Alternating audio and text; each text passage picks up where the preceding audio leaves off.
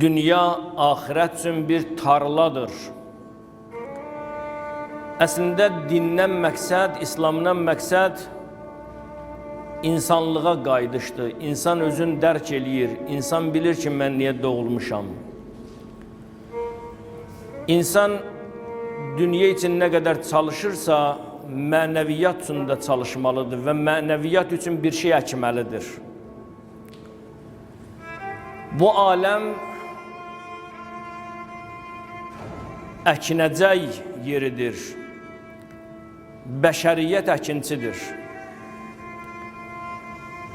İnsan dünyada hər nə hərəkət eləyirsə, o hərəkətin hamısı yazılır.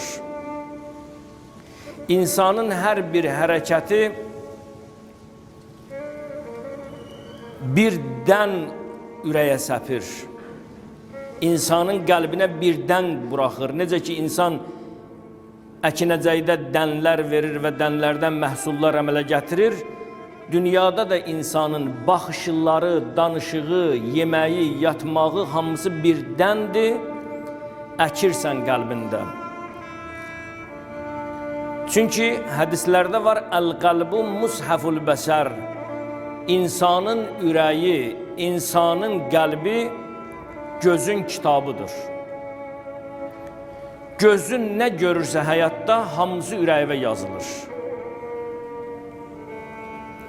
Ona görə qiyamət günündə Allah Teala Quran-ı Şərifdə buyurur ki, bütün əməlləri insanlara təqdim eləyəcəklər. Allah buyuracaq ki, iqra kitabək, oxu sən nə dünyada eləmisən. İnsanın dünyada etdiyi bütün şeyləri hamısı onun boynundan asacaqlar. Günahkar insanın boynundan o əməlləri asanda elə bir dağ asılıb. İnsan ki, əməlin görəndə Allah buyuracaq ki, iqra kitabək, oxu yazdığın kitabı, gör canva nələr yazmısan, sənə başqa şahid lazım deyil, özün üçün kifayətsən. İnsan baxacaq, görəcək, filan il, filan saat, filan dəqiqədə mən necə baxmışam, o baxmaqlıq qəlbə yazılıb, bədənə yazılıb.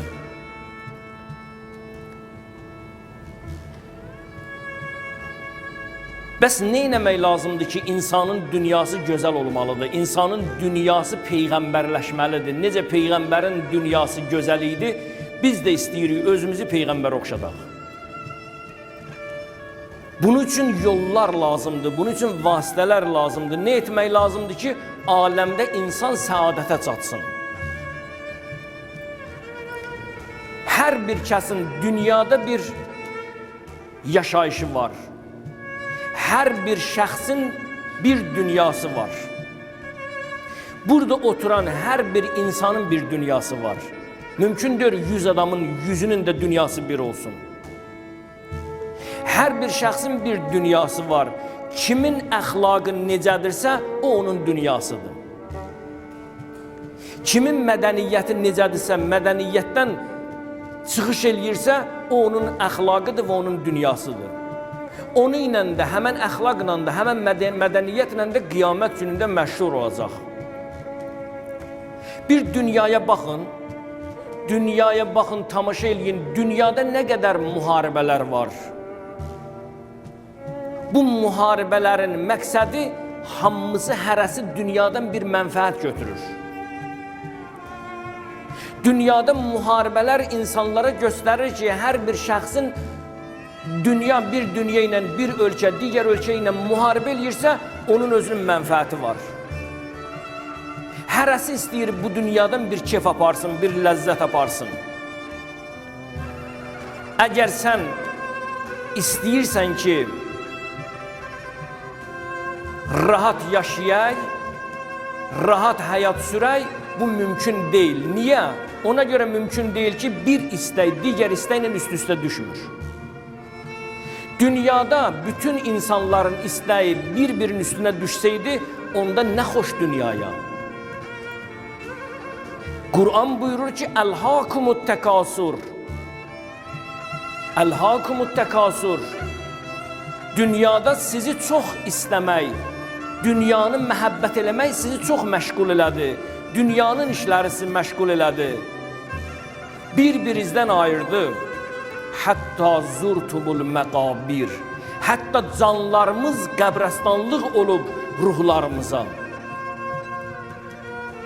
Canlarımız ruhlarımızda qəbrəstanlıq olub və ruhu dəfn etmişik, öldürmüşük. Niyə görə həqiqətə çata bilməyək? İnsanın ki ruhu ölsə, o həqiqətə çata bilməz. O insan ucala bilməz. Baxın, görün, Quranda bir ayə var, Təalov. Bu bir neçə yerdə gəlib. Təalov nədir? Ucal. Yəni, yetər ki, insan kamilliyə çata, insanlığa çata, ucala.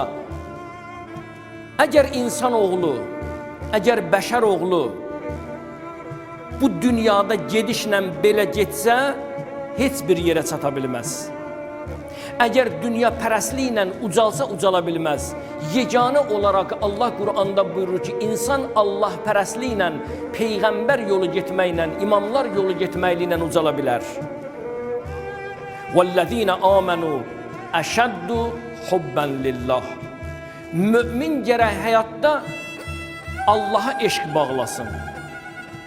Bir insan əgər dünyaya eşq bağlasa, ucala bilməz.